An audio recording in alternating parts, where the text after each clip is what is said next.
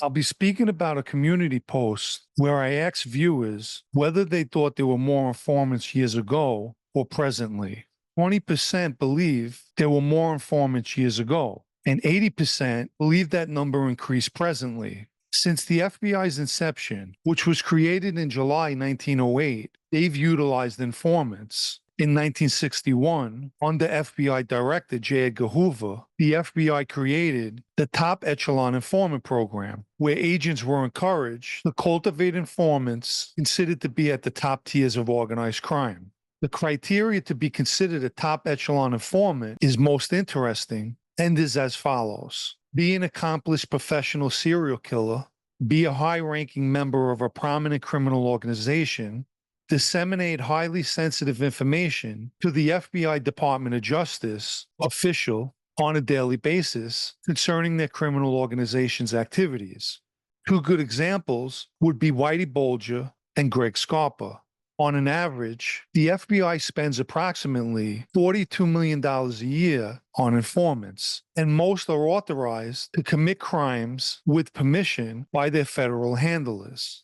According to reports, in a 4-year period, 22,800 authorized crimes were committed. The FBI has cooperators who, like the word suggests, cooperate and go on to become witnesses. They then have informants who are not out in the open. They gather information like recording conversations, etc. Then there are sources or a confidential human source, essentially the FBI's eyes and ears, who supply real-time intel, and most of the time, these are well-placed associates. High-value informants are never required to testify or wear a wire. I'm sure many of you have heard me say that I was told the FBI has the most intel coming directly out of the Lucchese family. One of their informants is considered of high value, and I'll just say he has a position above a soldier, which naturally is devastating to that family.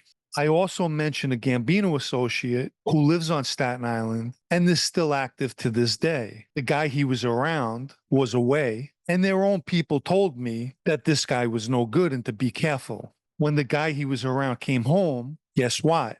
He still keeps the guy around him because of money. The FBI knows that supplying money makes the blind see, as they say. During all my research, one of the things that surprised me was the amount of informants the FBI had going back decades ago. Over time, I believe those numbers increased. So circling back to the community post, it's my opinion there are more informants in present day. I'll end with a little food for thought for anyone providing information to the FBI just to put a few dollars in your pocket.